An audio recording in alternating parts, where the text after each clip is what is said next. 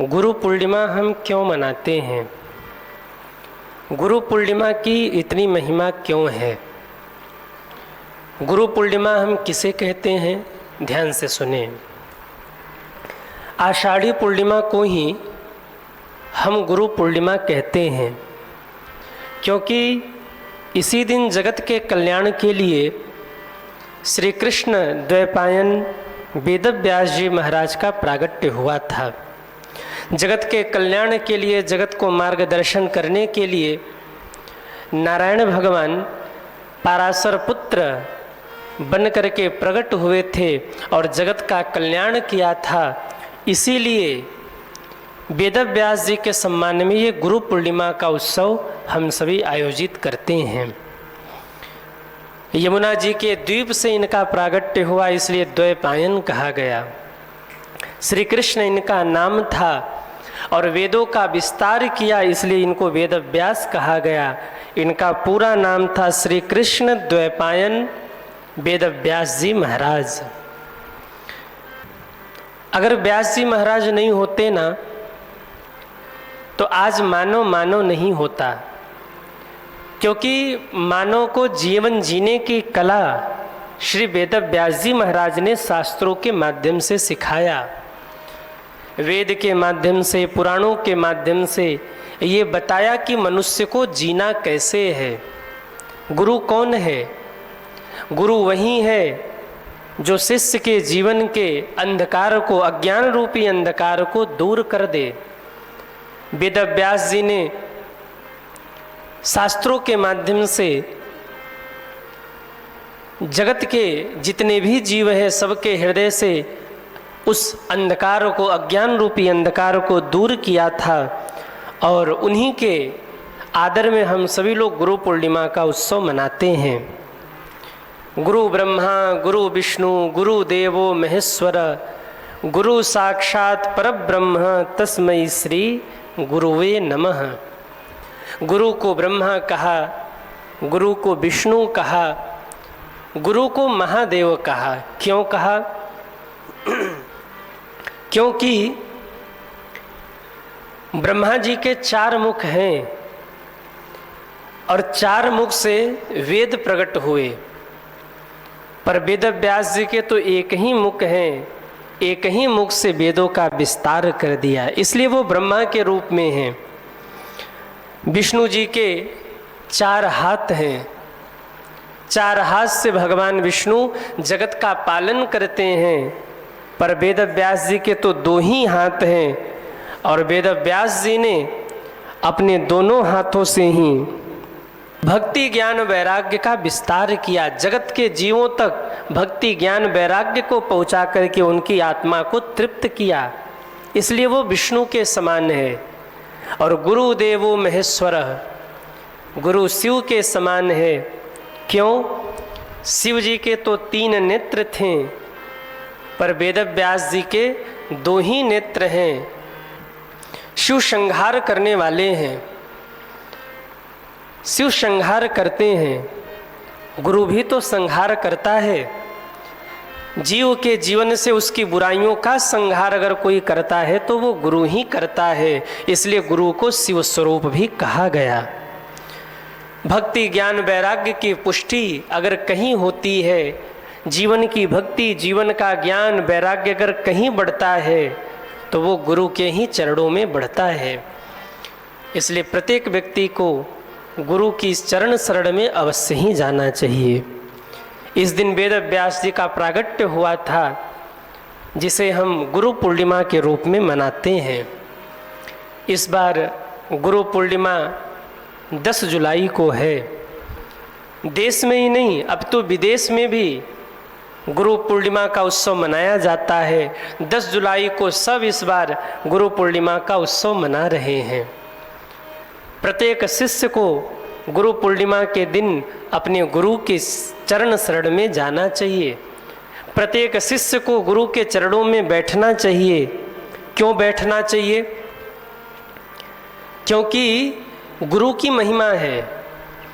जैसे किसी वर वधू का विवाह हो रहा हो तो एक ब्राह्मण की महिमा है। ब्राह्मण आता है, गठबंधन कराता है, विवाह संपन्न कराता है और वर वधू का पानी ग्रहण करा देता है।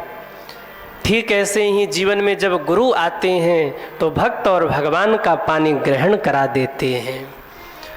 जो भक्त और भगवान का पानी ग्रहण करा दे, दोनों को एक कर दे, भक्त को भगवान से जोड़ दे, भगवान को भक्त से जोड़ दे, वही तो गुरु है। दूसरी बात, बिना गुरु के जीवन का अज्ञान दूर नहीं होगा।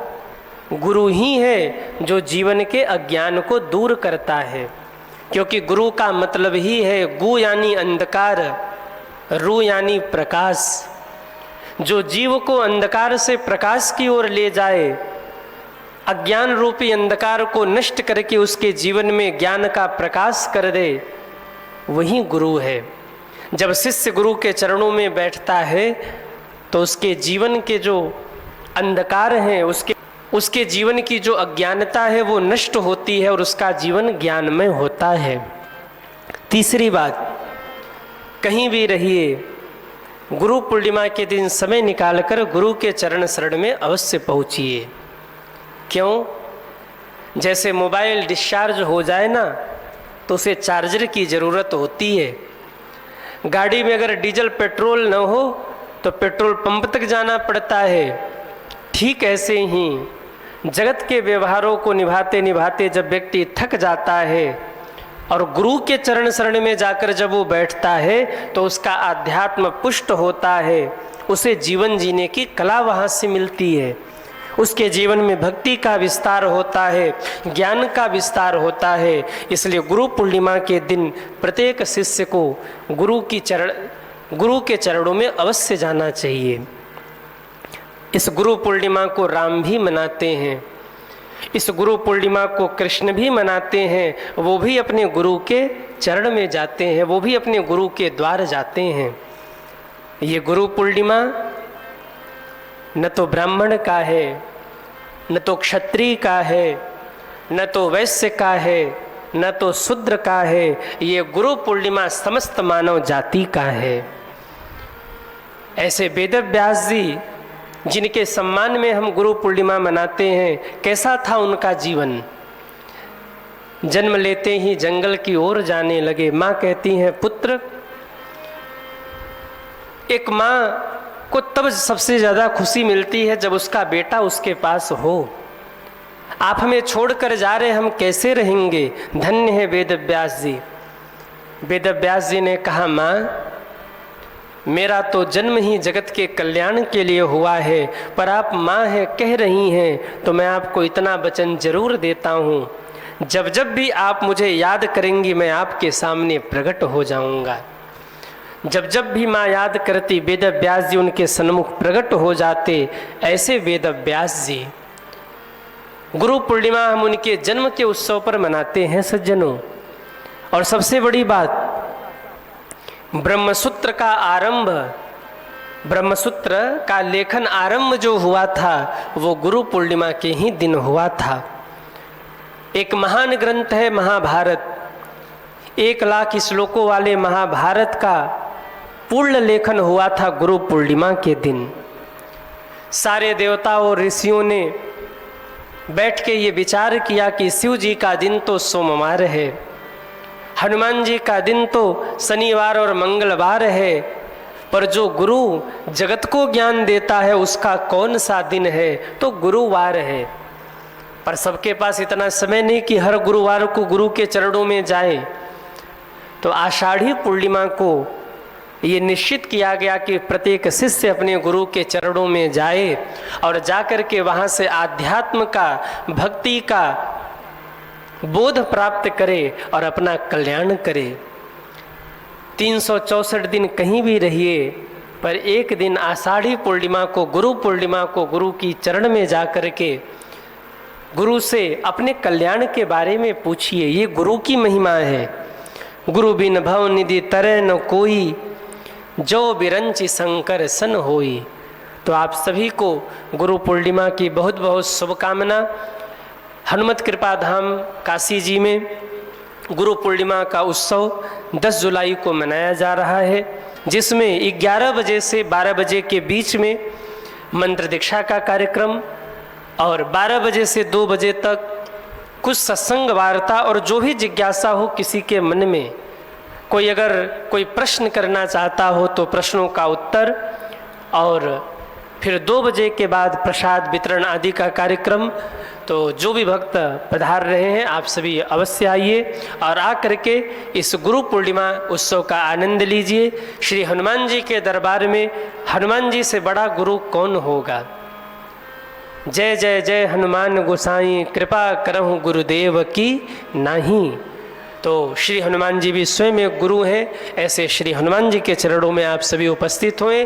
पुनः आप सभी को गुरु पूर्णिमा की बहुत बहुत शुभकामना। बोलिए।